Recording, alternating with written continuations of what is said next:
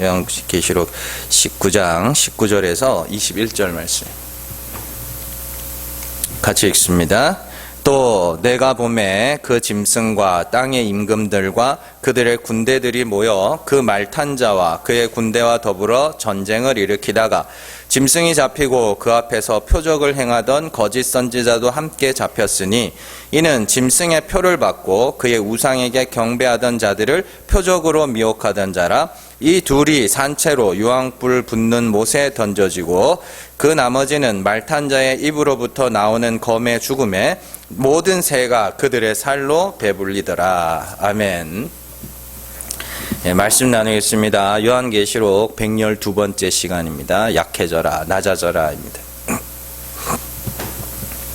예, 우리가 지난 시간에 해에게 상함을 받는 것, 또 공중에 나는 새들에게 살을 뜯겨 먹히는 이야기에 대해서 살펴봤습니다. 해는 예수 그리스도를 상징한다 그랬죠. 그래서 또 계시록 안에서 해의 기능은 상하게 하는 것이죠. 그래서 하늘에 14만 4천이 다시는 해에게 상함을 받지 않는다는 것은 그들이 땅에서 상함을 받게 될 것이다 라는 것을 상징하는 거라 그랬습니다. 그러니까 누구에게 상함을 받아요? 그리스도에게 상함을 받는 거죠. 그래서 해에게 상함을 받는다는 것은 내 죄와 허물이 예수를 죽였구나. 네, 그거예요. 내 죄와 허물이 예수를 죽였구나. 이사야 53장의 이 내용 아닙니까? 근데 그때 당시에는 아무도 자신의 죄와 허물로 그가 죽었다고 고백하지 않지만 성령의 때가 오면, 성령이 임하면 그게 그리스도가 우리에게 칼로 오시는 거란 말이에요. 그 때가 오면 내 죄와 내 허물이 그를 죽였구나라고 고백하게 되는 것을 해에게 상함을 받는다, 그렇게 이야기를 하는 것이죠. 그리고 그것을 상징적으로 또 묘사한 것이 공중의 새에게 살이 먹히는 이야기라 그랬죠. 그래서 공중의 새에게 살이 먹히는 것은 전쟁에 패하여 길에 너부러져 있는 그 상태. 그래서 전쟁에서 다윗과 골리앗의 이야기를 살펴봤잖아요. 내가 너를 죽여서 공중의 새와 들의 짐승들의 먹이로 주겠다. 그게 전쟁에서 이기고 지고예요. 그러니까 막 이런 것들을 보면서 이 공중의 새는 뭘 상징하는가? 그게 아니에요. 성경 이야기하는. 예수 그리스도께서 검으로 철장으로 오셔서 너를 죽이겠다. 그게 해에게 상함을 받는 거잖아요. 그죠? 그래서 그 도륙의 현장, 그 살육의 현장이 뭐라 그래야 되나? 여호와의 큰 잔치, 하나님의 큰 잔치, 어린 양의 혼인 잔치에서 그렇게 될 거다. 그런 이야기죠. 그래서 결국에 하나님께서 우리를 그렇게 죽이시는 이유는 하나님이 살리셨음을 알도록 하기 위해서, 하나님께서 그리스도로 말미암아 의롭게 된 자들을 이 땅에서 죄인으로 고발시켜내는 이유는 너희를 의롭게 하니가 그리스도임을 알라고. 그래서 우리가 그렇게 우리의 죄를 보게 하시는 거예요. 그게 성령의 역사. 그러니까 성경은 전부 그 이야기예요. 그 하나밖에 없어요. 그래서 그게 지난주의 말씀이고 오늘 말씀도 별로 다를 거 없습니다. 여러분들 성경을 보면요, 하나님의 심판의 장면이 등장하는데 거기에는 그 심판에서는 꼭 살아남는 자들이 있어요. 하나, 둘씩. 동시에 그 살아남은 자들을 통하여 또 다른 살아남은 자들이 등장하게 되는 것이죠. 몇 가지 예를 들어보면 가장 먼저 노아의 홍수 때에 땅에 기식하는 모든 것들이 죽는 가운데 살아남은 자가 하나 있죠. 누구예요? 노아입니다. 노아 한 사람이 살아남아요. 그리고 노아 한 사람으로 말미암아 그의 식구들이 구원에 이르는. 자, 여러분들 우리가 흔히 노아와 그의 식구들을 그냥 한데 묶어서 생각하는 경향이 있는데 그게 아닙니다. 노아 한 사람, 살아남은 자 노아 한 사람으로 말미암아 그의 식구들이 구원에 이르게 되는 거예요. 소돔과 고모라에서도 마찬가지죠. 롯을 데리러 간 거예요. 롯을 데리러 갔는데 롯이 그의 딸과 사위들과 식구들을 불러다가 가자 그러는데 사위들은 농담으로 듣고 안 나오죠. 그리고 그 아내는 오다가 뒤돌아보고 소금기둥이 돼버리고, 그렇게 한 사람을 건져내는데 그로 말미암아 다른 이들이 구원을 받게 된단 말이에요. 그러니까 히브리서 11장 7절 한번 보겠습니다. 같이 읽습니다. 믿음으로 노아는 아직 보이지 않는 일에 경고하심을 받아 경외함으로 방주를 준비하여 그 집을 구원하였으니 이로 말미암아 세상을 정죄하고 믿음을 따르는 의의 상속자가 되었느니라. 잘 보세요. 노아가 뭐 했다 그래요? 방주를 만들어서 그의 집을 구원하였다. 이렇게 나오죠. 그러니까 노아 한 사람이 살아남는 중에 그에 의하여 가족들이 구원받게 되는 그런 이야기예요. 그래서 그 11장 7절에서 보시면 노아만 의인이었고 그의 가족들은 그에 의하여 구원을 받았다라고 기록하고 있는 겁니다. 그러면 모든 심판에서 살아남은 노아의 가족들은 노아에 의하여, 살아남은 한 사람 노아에 의하여 구원을 받게 되는 이야기죠. 모세 역시 심판 가운데서 살아남은 자죠. 그래서 바로에 의하여 애굽 땅에 있는 모든 이스라엘 족속의 아이들이 죽는 가운데 그 혼자 이렇게 물에 동동 떠서 살아남는 것이죠. 그래서 그 한 사람으로 말미암아 온 이스라엘이 구원에 이르죠. 그래서 고린도전서 10장에 가면은 성경이 일부러 이스라엘이 모세에게 속하여 세례를 받고 이렇게 돼 있단 말이에요. 그러니까 이스라엘은 모세에게 속하여 구원을 받은 거예요. 그걸 상징적으로 보여준 사건이 그 금송아지 사건 아닙니까? 그죠? 금송아지 사건 할 때 하나님이 내가 너로 말미암아 새로운 민족을 이루어서 할 테니까 이것들 다 죽여버리자. 그러죠? 그러니까 모세가 차라리 생명책에서 내 이름 지우고 저들은 살려주세요. 딱 막아서죠. 하나님을 막아서자 그 모세 하나로 말미암아 온 이스라엘이 구원을 받게 된단 말입니다. 그죠? 자, 마찬가지로 가데스 바네아에서 여호와의 말씀에 순종하지 않아서, 그죠? 하나님의 뜻을 깨닫지 못하여 하나님의 진노를 불러일으킨 이스라엘 백성들이 광야 40년 동안 다 죽어가죠. 심판입니다. 여호와의 심판이 임했죠. 그리고 거기서 살아남은 자가 있어요. 여호수아와 갈렙이죠. 두 사람이죠. 그때는. 그래서 그 남은 자 두 사람에 의하여 온 이스라엘이 가나안 땅에 들어가게 되는 거죠. 그리고 남은 자를 이야기할 때 가장 유명한 이야기가 아합과 엘리야의 이야기입니다. 아합과 그의 아내 이세벨의 그 우상이 막 끌어들임으로 말미암아 온 이스라엘이 우상을 섬기게 되죠. 그때 엘리야가 뭐라는, 나만 혼자 남았다 그래요. 나 혼자 남았습니다. 그랬더니 하나님께서 바알에게 무릎 꿇지 않은 7천을 남겨뒀어. 그 7,000명이 아닙니다. 7천이라는 건 은혜로 택하심을 입은 자라고 그 바울이 그렇게 설명을 해주잖아요. 그게 남은 자 엘리야 한 사람으로 말미암아 구원 얻을 이들이 있다, 이렇게 이야기를 하죠. 이처럼 성경에서는 하나님의 심판에 살아남은 어떤 이에 의하여 다른 이들이 살아남게 되는 이야기들이 반복해서 기록되어 있습니다. 이런 이야기들은 모두 의로운 한 사람, 죽은 자 가운데서 살아난 의로운 한 사람으로 말미암아 그에 의하여 구원에 이르게 될 성도의 이야기를 모형으로 보여준 것이에요. 그 남은 자 한 사람에 의하여 다른 이들이 구원받는 건 죽은 자 가운데 진짜 죽으시고 거기서 하나님에 의하여 살리심을 입은 이는 예수 그리스도 한 분뿐입니다. 그에 의하여 목자라 그러잖아요. 그래서 계시록에도 뒤에 가면 나와요. 그 목자에 의하여 우리도 그리스도와 같이 죽은 자 가운데서 부활에 이르게 되는 그 그리스도와 성도와의 관계를 설명하는 것이 남은 자에 대한 이야기예요. 로마서 5장 18절입니다. 같이 읽습니다. 그런즉 한 범죄로 많은 사람이 정죄에 이른 것 같이 한 의로운 행위로 말미암아 많은 사람이 의롭다 하심을 받아 생명에 이르렀느니라. 보세요. 한 사람, 그죠? 첫 아담에 의하여 모든 사람이 정죄에 이른 것 같이 한 의로운 행위, 마지막 아담 예수 그리스도에 의하여 죽은 자 가운데서 살아나는 게 의로운 행위입니다. 죽은 자 가운데서 살아난 예수 그리스도의 의로운 행위로 말미암아 많은 사람이 의롭게 된다. 그죠? 그 이야기, 그게 남은 자 사상의 핵심입니다. 자, 살아남은 자, 살아남은 한 사람에 의하여 구원에 이른 자들은 그러면 뭘 배워야 되느냐? 예? 남은 한 사람, 그 살아남은 한 사람에 의하여, 남은 자 한 사람을 통하여 구원에 이른 자들은 그럼 뭘 배워야 되겠어요?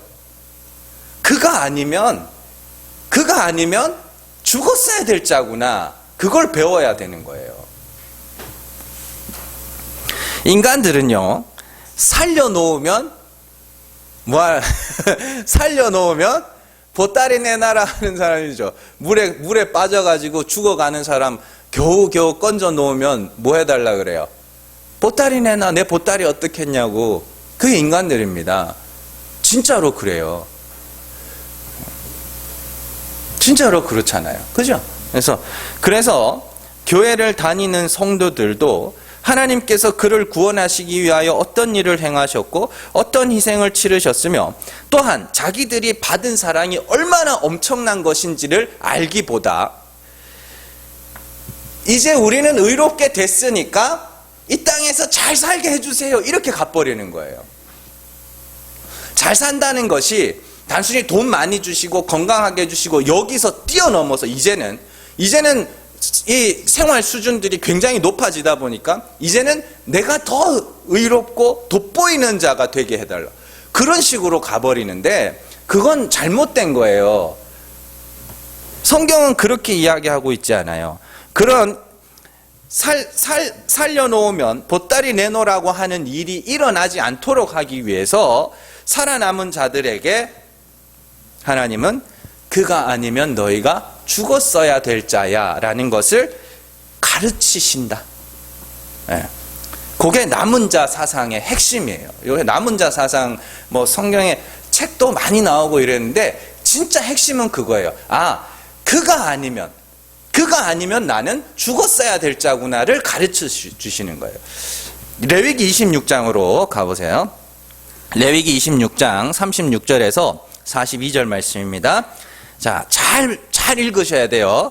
너희 남은 자에게는 그 원수들의 땅에서 내가 그들의 마음을 약하게 하리니 그들은 바람에 불린 잎사귀 소리에도 놀라 도망하기를 칼을 피하여 도망하듯 할 것이요 쫓는 자가 없어도 엎드러질 것이라. 그들은 쫓는 자가 없어도 칼 앞에 있음같이 서로 짓밟혀 넘어지리니 너희가 원수들을 맞설 힘이 없을 것이요 너희가 여러 민족 중에서 망하리니 너희의 원수들의 땅이 너희를 삼킬 것이라. 너희 남은 자가 너희의 원수들의 땅에서 자기의 죄로 말미암아 쇠잔하며 그 조상의 죄로 말미암아 그 조상같이 쇠잔하리라. 그들이 나를 거스른 잘못으로 자기의 죄악과 그들의 조상의 죄악을 자복하고 또 그들이 내게 대항함으로 나도 그들에게 대항하여 내가 그들을 그들의 원수들의 땅으로 끌어갔음을 깨닫고 그 할례 받지 아니한 그들의 마음이 낮아져서 그들의 죄악의 형벌을 기쁘게 받으면 내가 야곱과 맺은 내 언약과 이삭과 맺은 내 언약을 기억하며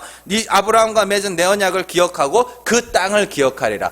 요 남은 자 이야기입니다. 하나님 앞에 범죄하여 하나님이 이방 땅으로 보낼 텐데 거기서 남은 자들은 어떤 일이 생기냐면 하나님께서 낮추시며 약하게 할 거라 그래요. 근데 어떻게 낮추고 어떻게 약하게 하냐면 36절에 하나님은 남은 자들의 마음을 약하게 하실 거라고 그러고 39절부터 나오는데 자기의 죄로 말미암아 쇠잔하며 조상의 죄로 말미암아 쇠잔하고 자기의 죄악과 조상의 죄악을 자복하여 할례 받지 않은 마음을 낮추실 거다. 그러니까 여러분들의 마음이 낮추시고 약하게 하신다는 건 뭐냐면 우리가 내 죄를 보게 할 거라는 소리예요. 그게 마음이 낮아지는 거예요. 겸손한 척하는 게 마음이 낮아진 게 아니고 나 죄인이구나. 그게 마음이 낮추시는 거고 그걸 할례 받은 마음의 할례라고 그래요. 그잖아요.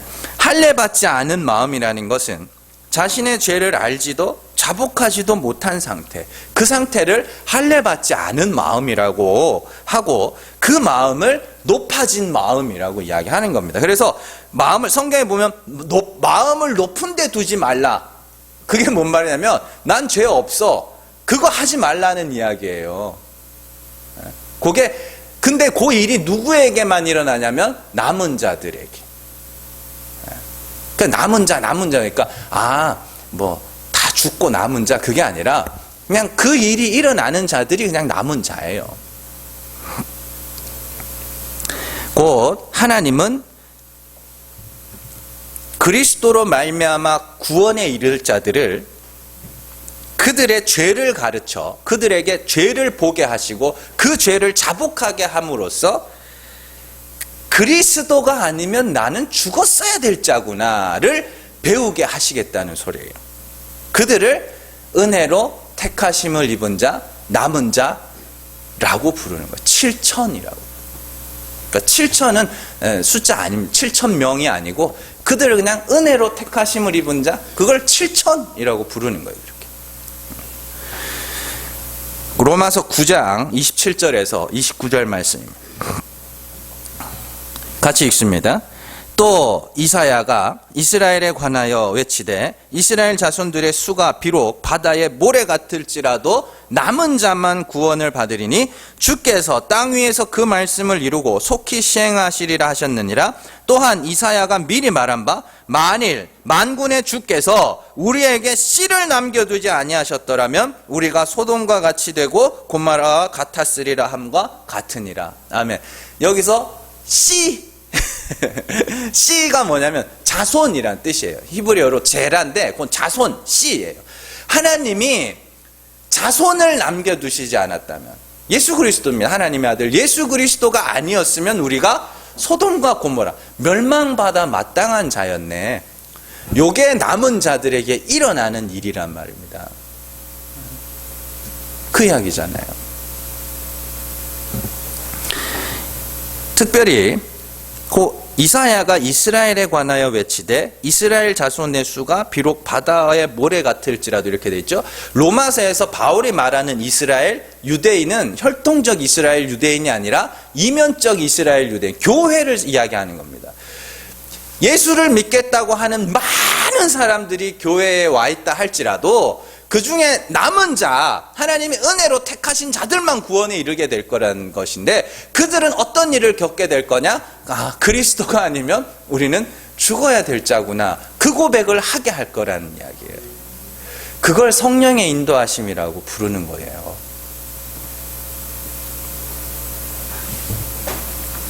그러면 결국 성도는 그리스도가 아니었으면 나는 멸망받아 마땅한 자임을 고백하는 자들이라는 소리죠. 그게 남은 자예요. 우리 이야기하는 거예요.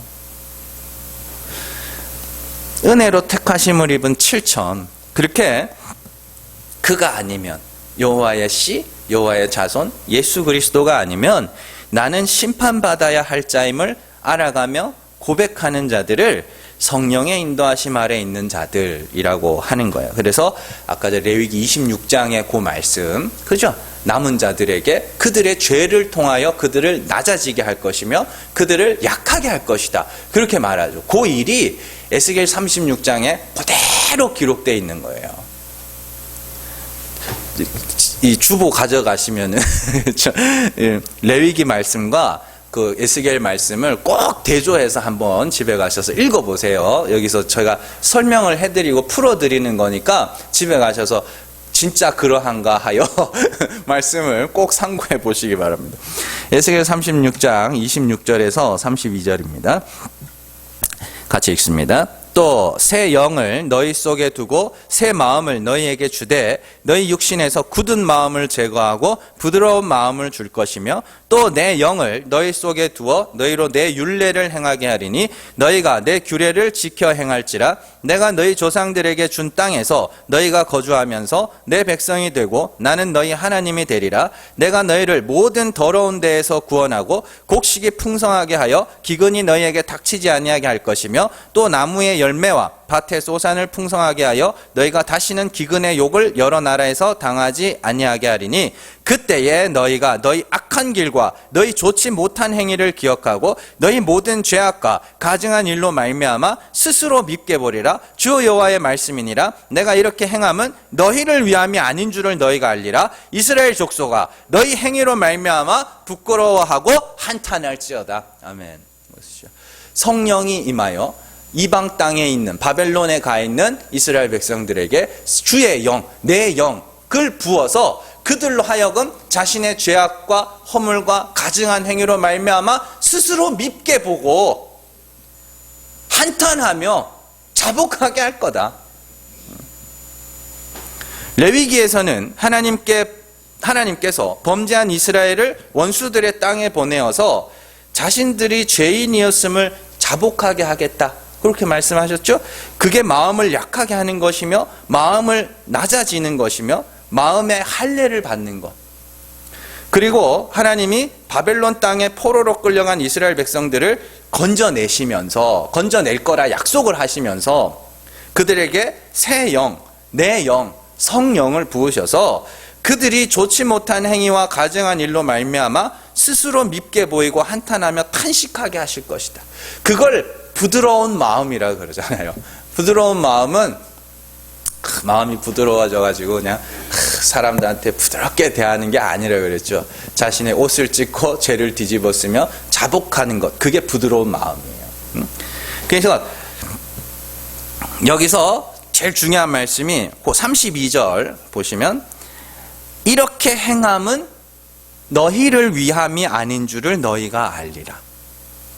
그러면 하나님이 왜 성령을 부으셔서 자신의 죄악과 그릇된 행실과 가증한 행위로 말미암아 탄식하고 자복하게 하시는 거예요?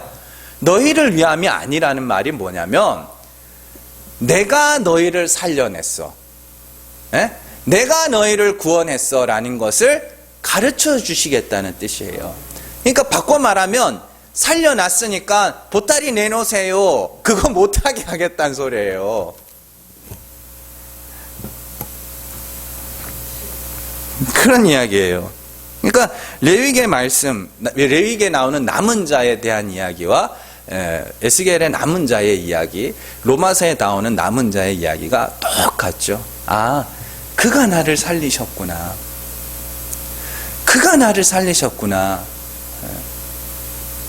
신랑이 아니면, 내 신랑이 아니면 나는 아무것도 아닌 그런 자구나. 그래서 뭐 못하게. 그러니까 요즘에는 그러죠. 결혼하고 나면 여자들이 남편한테 막 남편 구실 잘하라고 그러는데 그게 아니라 남편 없으면 난 아무것도 아니에요. 이렇게 만들겠다는 소리예요. 즉 하나님이 이스라엘을 건져내셔서 그들의 죄악과 가증한 행위로 말미암아 울며 탄식하게 하시는 이유는 하나님이 구원하셨음을 알도록 하기 위해서. 그게 우리에게 일어나야 되는 일입니다. 우리에게. 그리스도로 말미암아 의롭게 되는 거구나. 하나님이 그의 크신 은혜로 우리를 구원하시는구나 라는 걸 알도록 하기 위해서 하나님이 우리의 죄를 깨닫게 하시겠다는 소리예요. 보게 하시겠다는 소리예요.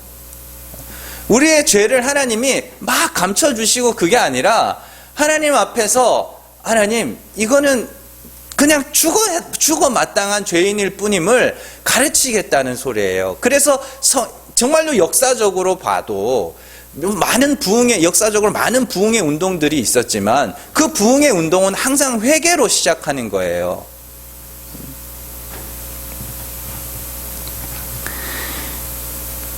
예수 그리스도로 말미암아 거룩하게 하신 이들에게 하나님이 성령을 부으셔서 그들의 부정함과 죄악됨을 끊임없이 보게 하시는 이유는 하나님이 우리를 구원하셨음을 알도록 하시기 위해서라는 말입니다. 그러니까 결국 그리스도 안에서 거룩함을 입은 성도는 이 땅에서 나의 부정함을 배우고 고백하게 될 것이다 라는 말이죠.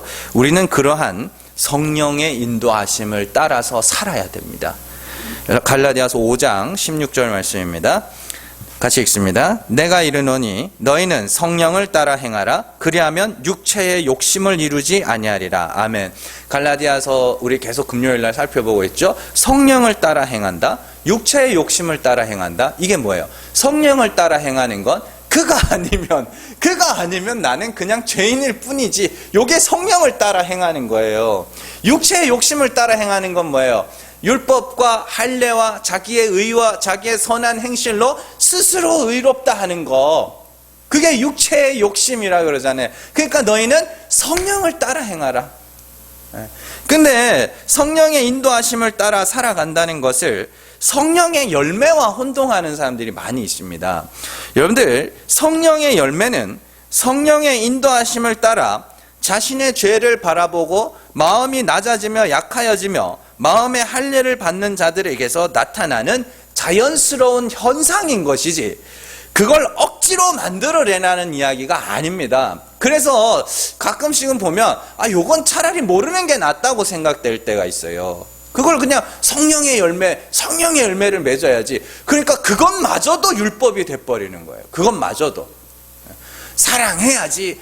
사랑이 뭔지도 모르면서 기뻐해야지. 그래서 막 기쁘지도 않으면서 막 억지로 교회 와가지고 기쁘는 척하고 그러는데, 그게 아니라 성령의 인도하심을 따라 나는 예수 아니면 죽어야 될 자구나를 아는 자들에게서 자연스럽게 맺혀야 되는 거.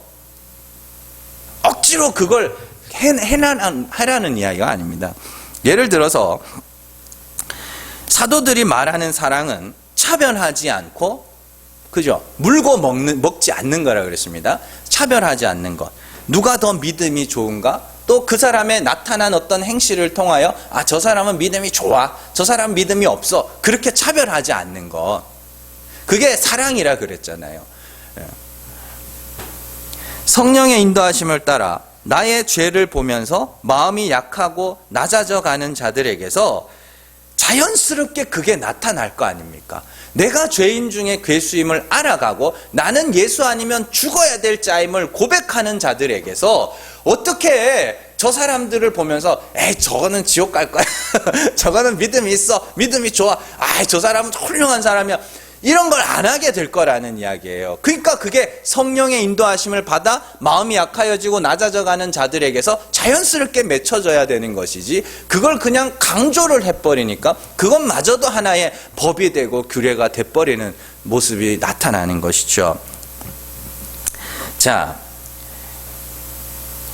오늘 말씀은 그러한 성령의 역사를 다시 한번 우리에게 상징적으로 가르쳐주는 말씀입니다. 21절의 말씀을 먼저 보시면 21절 말씀이죠. 그 나머지는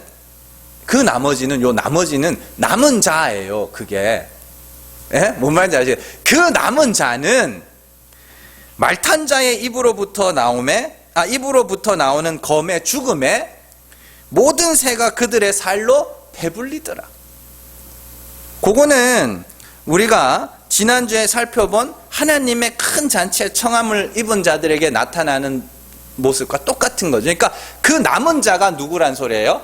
하나님의 잔치에 청함을 받은 자들. 그들은 그리스도에게, 성령에게 맞아 죽으면서 하나님의 은혜와 긍휼을 구하게 될 것이다. 그 이야기예요. 그러면 이 남은 자들이 어떤 자들인지 19절과 20절에 기록되어 있어요. 잘 보세요. 자, 짐승과 땅의 임금들과 군대들이 한 편을 먹고 말탄 자 예수 그리스도와 그의 군대가 전쟁을 일으킵니다. 그리고 전쟁의 끝에 짐승이 잡히고 그 앞에 표적을 행하던 거짓 선지자도 잡혀서 어디로 가요? 불못에 던져진다 그러죠. 불못. 그런데 짐승과 거짓 선지자들이 어떤 자들이라 그러냐면 짐승의 표를 받고 그의 우상으로 경배하는 자들을 표적으로 미혹하던 자. 알죠? 그럽니다. 자, 짐승의 표에 대해서 우리가 그 앞에서 살펴본 적이 있습니다. 계시록 13장 5절에서 10절 같이 읽습니다. 또 짐승이 과장되고 신성 모독을 말하는 입을 받고 또 42달 동안 일할 권세를 받으니라. 짐승이 입을 벌려 하나님을 향하여 비방하되 그의 이름과 그의 장막 곧 하늘에 사는 자들을 비방하더라. 또 권세를 받아 성도들과 싸워 이기게 되고 각 족속과 백성과 방언과 나라를 다스리는 권세를 받으니 죽임을 당한 어린 양의 생명책에 창세 이후로 이름이 기록되지 못하고 이 땅에 사는 자들은 다 그 짐승에게 경배하리라. 누구든지 귀가 있거든 들을지어다. 사로잡힐 자는 사로잡혀갈 것이요 칼에 죽을 자는 마땅히 칼에 죽을 것이니 성도들의 인내와 믿음이 여기 있느니라. 아멘. 잘 보세요. 5절에 짐승, 여기서 13장 5절에 나오는 짐승은 거짓 선지자들입니다. 거짓 선지자가 신성 모독을 말하는 입을 받아 하늘에 사는 자들을 비방합니다. 하늘에 사는 자들이 누구예요? 하늘에 14만 4천. 그들을 비방해요. 왜요? 왜 비방해요? 그냥 싫어서? 그게 아니죠. 하늘에 사는 자들의 이마에는 어린 양과 하나님의 이름이 새겨져 있고, 땅에 사는 자들은 짐승의 표를 받아 666, 사람의 수, 자기 이름이에요. 자기 이름이 새겨져 있어요. 바벨론은 우리가 하늘에 올라 우리 이름을 내자. 그죠? 그래서 그 짐승의 표를 내 이름이라 그러는 거예요. 우리가 우리 행위로, 우리의 착한 삶으로, 우리의 윤리적 도덕적 삶과 우리의 정의를 통하여서 우리가 하늘에 올라서 우리 이름을 내자라고 하는 자들이고, 하늘의 14만 4천은 하나님과 어린 양의 이름을 그 이마에 새겨서 구원하심이 하나님과 어린 양께 있습니다라고 고백하는 자들이고, 그죠? 그러면 땅에 있는 자들이 그 짐승과 거짓 선지자들이 그 하늘에 있는 자를 뭐를 갖고 비방하겠어요? 야, 네가 거룩해져야지. 네가 의로워야지. 뭘 은혜야, 은혜는. 네가 의로워야지. 네가 깨끗하게 살아야지. 네가 죄를 짓지 말아야지. 그런데 하나님이 택하신 자는 성령이 계속해서 죄인, 작은 죄 하나도 놓치지 않고 다 보게 하실 거라는 이야기예요. 그래서 성령의 임한 자, 남은 자들은 아니야. 우리는 하나님을 불쌍히 여겨주셔야 되는 자야. 우리는 예수 그리스도를 믿음으로만 구원에 이룰 수 있어. 나는 그리스도가 아니면 불타 죽어야 될 소돔과 고모라와 같은 자야. 그게 남은 자들 아닙니까? 그런데 세상은 야, 네가 거룩해. 뭔 소리 하는 거야? 네가 거룩해져야지. 네가 의로워야지. 그게 땅에 사는 자들이, 짐승의 표를 받은 자들, 거짓 선지자들이 하늘에 있는 자들을 뭐 하는 거예요? 비방하는 거예요. 그게 교회 안에 들어오면 어떻게 돼요? 뭐 똑같죠, 뭐. 야, 네가 거룩해져야지. 그건 실제로 일어나고 있는 일 아닙니까? 그러니까 이거는요, 그들이 나쁜 놈들이다 이런 차원의 문제가 아니라 이거는 필연적으로 일어나야 되는 일이에요. 하나님이 계시록에서 이야기하잖아요. 지금 된 일과 장차 될 일을 기록해놨다 그러죠. 교회는 앞으로 계속 그렇게 갈라질 겁니다. 은혜와 긍휼을 이야기하는 자들과 사람의 의를 이야기하는 자들로 계속 갈라질 겁니다. 그리고 재밌는 건 인간의 의를 말하는 교회가 훨씬 더 많아질 겁니다. 은혜와 긍휼을 이야기하는 자들은 점점 더 없어질 겁니다.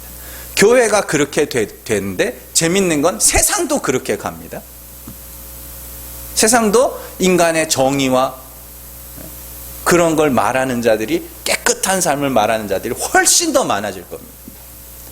그러나 인간의 본성을 꿰뚫고 인간은 이기적인 존재일 뿐이구나. 우리가 누리고 있는 모든 문명들도 결국에는 다 인간의 이기심에서 발동되어 나온 것들이구나.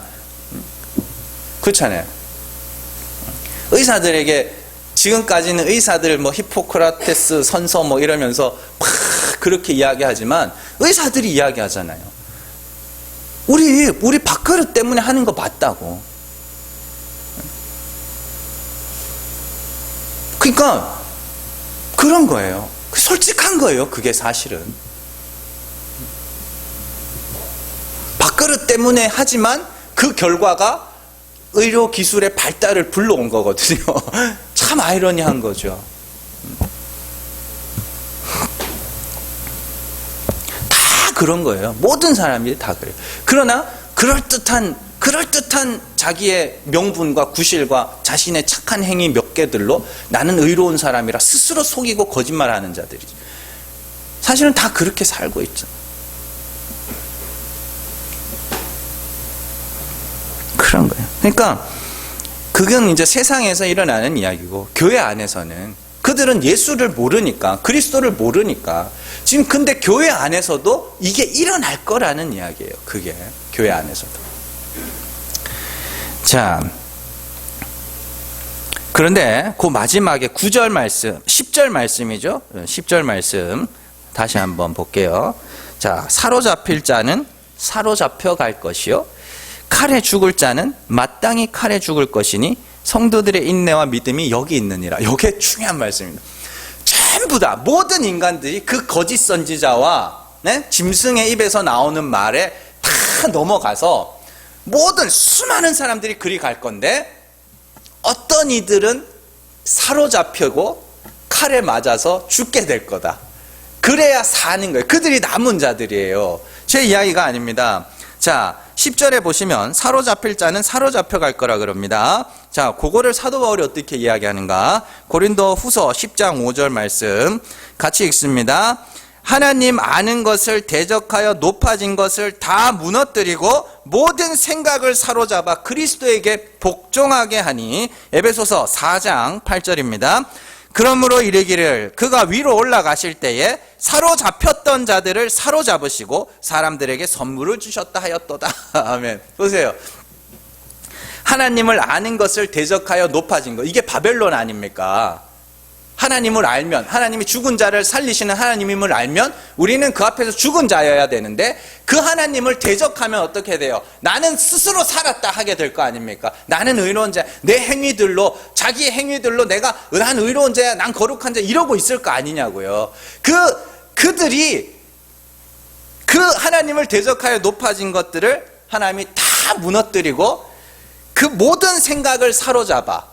누가 사로잡는 거예요? 하나님이 사로잡아서 그리스도를 복종하게, 그리스도만을 의지하게 만들겠다는 소리예요. 복종이라는 건 시키는 대로 하는 게 아니라 그에게 종속된다는 뜻입니다. 그리스도만을 의지하게 만들겠다. 에베소서 4장 8절에도 그러므로 이르기를 그가 위로 올라가실 때에, 자, 사로잡혔던 자들, 뭔가에 사로잡혀 있었네요. 인간들이. 그죠? 사로잡혔던 자들, 어디에? 짐승과 그의 우상과 거짓 선지자들의 말에 사로잡혀서 우리가 의로워야지 하는 그 말에 사로잡혔던 자들을 그리스도가 사로잡으시고 사람들에게 선물, 위에 보면 은혜라고 나와 있습니다. 은혜를 베푸셔서 그들을 구원하신다. 자, 그 칼에 죽을 자가 오늘 말씀에 나오는 짐승과 거짓 선지자들의 가르침에서, 그 짐승과 거짓 선지자들의 가르침에 우리 다 그렇게 사로잡혀 있었어요. 사로잡혔던 자들이 사로잡혀서 칼에 맞아 죽게 된 남은 자들이에요. 그러면 그들이 칼에 맞는 거는 좋은 일이에요? 나쁜 일이에요? 좋은 일이에요. 그러니까 우리가 그냥 성경을 보면서 칼에 맞는 건 나쁜 거, 죽는 건 나쁜 거, 아니, 좋은 일이에요. 잘 보세요. 오늘 말씀에서는 거짓 선지자와 짐승이 불못에 들어간다 그러죠. 예? 그런데 계시록 20장 15절 같이 읽습니다. 누구든지 생명책에 기록되지 못한 자는 불못에 던져지더라. 아멘. 요것도 13장과 오늘 말씀과 20장의 말씀을 같이 꼭 읽어보셔요. 13장에서 누구든지 생명책에 기록되지 못한 자들은 다 짐승과 그의 거짓 선지자들의 말을 따를 거라 그러잖아요. 그리고 그들은 다 어디요? 불못에 던져질 거라 그래요. 그런데 우리도 그 짐승과 거짓 선지자들의 말에 따라서 우리도 그렇게 내가 의로워야지, 내가 거룩해져야지 하던 삶을 살고 있었는데, 그들 가운데서 사로잡힌 자들, 그리고 칼에 맞는 자들, 남은 자들, 그들만 그리스도의 칼에 맞아 갈 거다. 그러니까 잘 보세요. 어떻게 되냐면 불못에 던져지는 자는 짐승과 거짓 선지자들과 그들의 말을 따르는 자들, 창세전에 생명책에 농명되지 못한 그들을 따르는 자들은 다 불못에 던져지고, 그렇게 죽어가는 자들 가운데 하나님이 몇을 택하여 남은 자들은 여호와의 칼, 예수 그리스도의 칼에 맞아 죽어가네요. 그들을 남은 자라 그러네요. 그렇게 되는 거예요.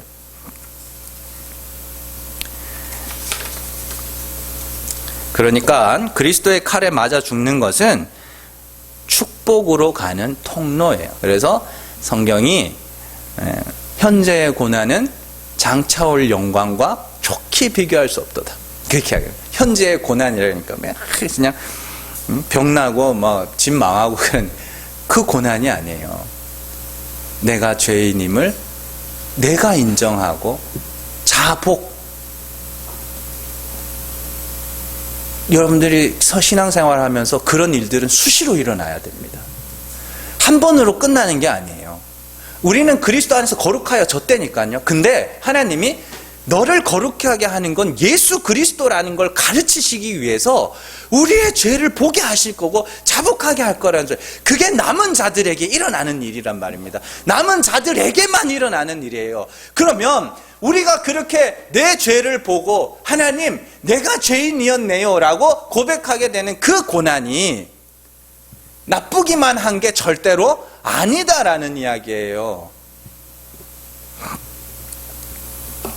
어렵게 생각할 것 없이 시편 23편에서 여호와는 나의 목자시니 라고 말씀하시면서 그 여호와의 목자가 우리를 푸른 초장과 쉴만한 물가로 인도하신다 이야기하죠. 그런데 그 선하신 목자가 우리를 어디로 끌고 가냐면 사망의 음침한 골짜기로 통과하게 하시죠. 아니 무슨 놈의 선하신 목자가 그리 가냐고요. 안전한 길로 가야지. 그렇잖아요. 근데 사망의 음침한 골짜기를 통과하게 하신다는 거예요. 왜요? 여호와의 막대기와 여호와의 지팡이와 막대기가 나를 안위하심을 알도록 하여. 여호와께서 우리를 구원하심을 알도록 하기 위해서 사망의 음침한 골짜기로 통과하게 하시는 거라고요. 그건 반드시 있어야 되는 일이라고요. 결국 성도는 예수 그리스도를 믿은 후에 계속해서 성령의 인도하심을 따라 그가 아니면, 하나님이 남겨두신 씨가 아니면 나는 죽어야 할 자구나 라는 걸 날마다 겪게 하시겠다. 그래서 마음이 약하여지고 낮아지고 결국에는 마음의 할례를 받는 자로 낮추시겠다라는 것이 남은 자들에게 일어날 일이에요. 그러나 바벨론의 가르침은 나의 어떤 모습이나 행위에 집중되어 있어서 하나님의 은혜와 긍휼, 그리스도의 십자가보다 내가 행한 일들, 내가 이루어낸 업적과 공로, 심지어는 나의 변화까지 오직 나를 중심으로 살아가게 해요. 나를 중심으로. 그리고 그 가르침을 따르는 자들이 훨씬 많을 거다. 에스겔 36장에서 성령을 받은 자들은 스스로를 미워하게 될 거라 그러죠. 스스로 밉게 보이게 될. 그런데 디모데후서 3장에서 바울은 말세의 징조에 자기를 사랑하며 라고 말을 넣어놨어요. 제일 처음에 나옵니다.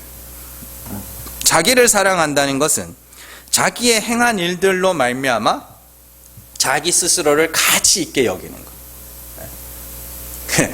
내가 이렇게 훌륭한 사람이 됐다니, 이렇게 의로운 사람이 됐다니. 그게 자기를 사랑하는 거예요.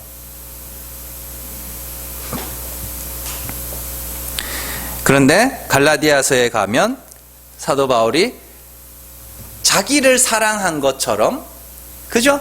남을 사랑하라, 이웃을 사랑하라 그러죠. 진짜 자기 사랑이 뭐예요? 진짜 자기 사랑이. 나는 죄인이지만 그리스도로 말미암아 의롭게 되었습니다. 이게 진짜 자기를 사랑하는 거예요. 우리를 멸망에 이르게 하는 자기 사랑은 나는 이것도 했고, 난 이렇게 의로운 자고 거룩한 자고, 난 이렇게 훌륭한 사람이고 이런 일들을 많이 했습니다라는 걸 덕지 붙이고 있는 걸, 그걸 멸망당할 자기 사랑이라고 하고, 지금 정말로 하나님 앞에서 정말로 자기를 사랑하는 자는 나는 죽어야 할 죄인이지만 그리스도가 나를 대신하여 죽으심으로 내가 의롭게 되었습니다. 이게 진짜 자기 사랑이라고요. 그러면 그런 자기 사랑으로 다른 이웃을 사랑하라는 건 뭐예요? 당신도 죄인이지만 그리스도로 말미암아 구원에 이를 자입니다라고 성도들끼리 서로 이렇게 하면 그게 자기 사랑이에요. 그리고 그리스도를 모르는 이들에게 인간은 죄인이며 그래서 우리는 예수 그리스도로만 구원에 이를 수 있음을 말해주면 그게 또한 이웃을 사랑하는 거고, 그런 거예요. 우리 안에서는 스스로 의롭고자 하는 나, 스스로 경건한 자라 자부하는 나의 모습과 또한 하나님의 은혜와 긍휼이 아니면 나는 마땅히 죽어야 할 죄인이라는 성령의 인도하심이 공존하고 있죠. 그래서 육체의 욕심과 성령의 인도하심이 우리 안에서 서로 원하는 걸 못하게 한다고 그러잖아요. 그 둘이 끊임없이 싸우고 있습니다. 제가 이러한 성경의 지식을 가르쳐 드리는 이유는 하나님께서 역사하면 우리가 어떤 방향으로 이끌려 가는지를 기억을 하고 그 방향을 따라 살으시라고. 뭔가를 밖으로 뭔가를 막 하는 게 중요한 게 아니고 성령의 역사하심이 우리를 어떤 방향으로 끌고 가게 하시는지, 또한 육체의 욕심이 우리를 어떤 방향으로 끌고 가는지를 잘 알고 내가 점점 의로워지고 내가 점점 커진다면 내 안에서, 그러면 이건 잘못된 방향이구나라고 우리는 우리의 죄를 보게 하시는 성령의 인도하심을 따라 살으시라는 거예요. 그러니까 분별하는 거예요. 그게 내가 지금 올바른 방향으로 신앙생활을 하고 있는지, 예수 그리스도만을 의지하고 십자가만 자랑하고 하나님의 은혜와 긍휼만을 의지하고 있는지, 아니면 나의 행위와 나의 의와 나의 거룩과 나의 경건과 이런 것들을 의지하고 있는지 잘 분별하시라는 이야기예요.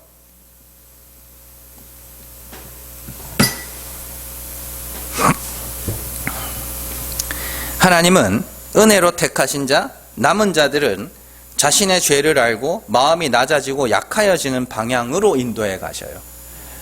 그때 하나님의 인도하심을 따라 낮아지고 약하여지면서 그래서 십자가로 우리를 구원하시는 거네요. 그래서 하나님이 이렇게 우리의 마음을 낮추신 후에 우리를 구원하셔야 우리가 하나님의 은혜를 찬송하게 되고 보따리 내놔라 하지 않게 되겠네요. 그 이야기입니다. 여러분들, 그렇게 성령의 인도하심을 따라 살아가는 자들은 주눅들 수도 있고 자기 스스로를 초라하게 여기게 될 수도 있어요. 그러나 그러한 주눅듦과 초라함이 하나님의 아들에게 내려지는 당연한 징계, 그죠? 아들에게만 징계한다 그러죠. 징계가 없으면 사생자를. 그건 우리가 이 땅에서 겪어내야 하는 징계임을 알고 날마다 내 죄를 보게 하시고 자백하게 하실 때 남 탓하고 핑계 대지 마시고, 하나님 맞네요 하나님, 나는 하나님이 불쌍히 여겨주셔야 구원에 이르게 되는, 그리스도의 십자가로만 구원에 이르게 되는 그러한 불가능한 자였네요. 그걸 고백해 가시면서 주눅 들어가면서 약하여져 가면서 그 가운데서 그리스도로 말미암아 존귀해져 가는 여러분들 되시기를 주님의 이름으로 축원합니다. 기도하겠습니다.